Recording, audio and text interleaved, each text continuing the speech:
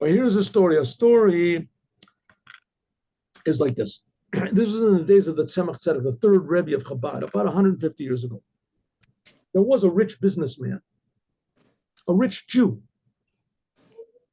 and he had a store, and the store succeeded, and he increased the size of the store. His wife would help him, and sometimes he would even go part of the business. He would get orders from these big, like barons and dukes, and these aristocracy and these people, aristocrats.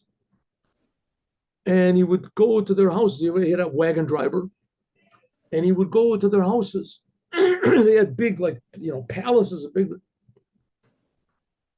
and do business with them. He made a lot of money, and occasionally he would even take his wife with him.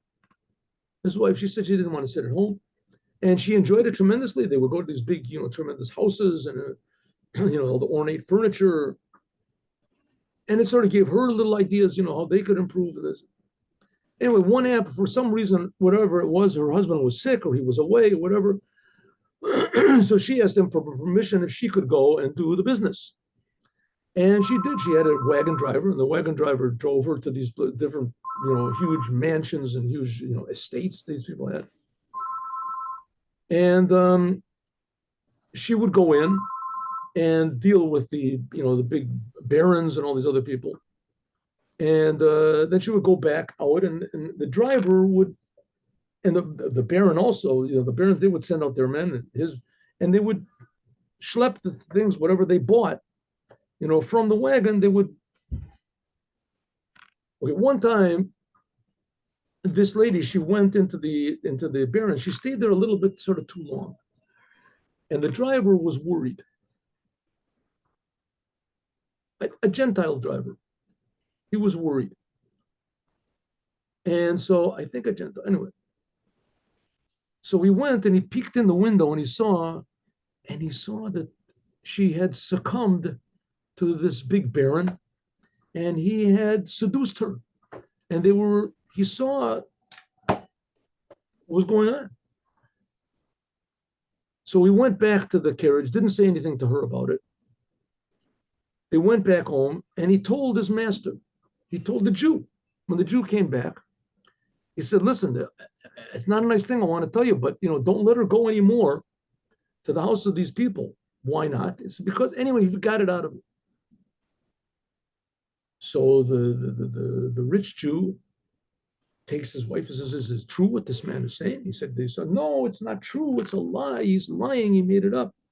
Why would he lie? Why would he make up a thing like that? I don't know. You can't trust these Gentiles,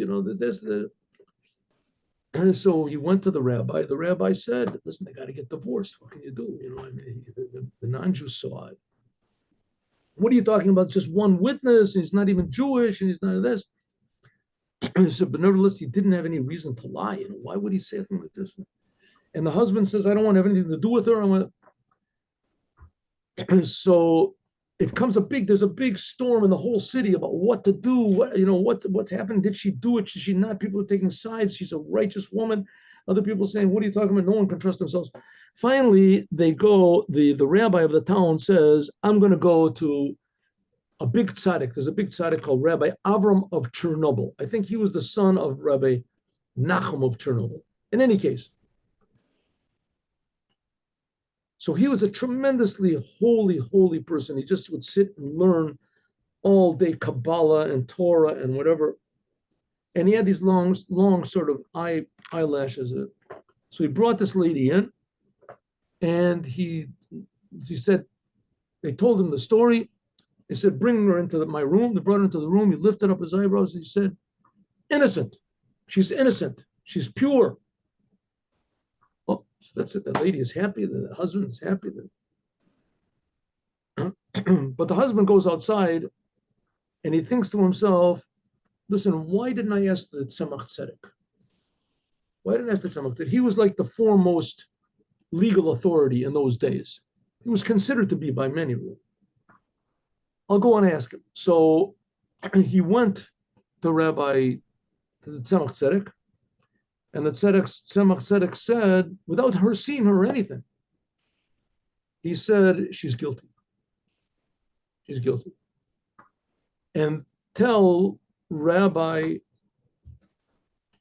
Avram of Chernobyl that he shouldn't judge any cases anymore.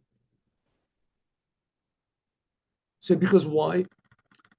He said, the fact is she's guilty. But when she came into his room and she saw his awesome holiness, so she truly regretted what she had done. And her regret washed away her sin. And so spiritually, she was fixed up. But legally, according to the Torah, he has to divorce her. That's the law. She defiled her marriage. So when she came in and she saw him, that's what made him holy. He's such a holy person. A holy person like that, he can't judge such cases because he makes everybody innocent whenever they see him.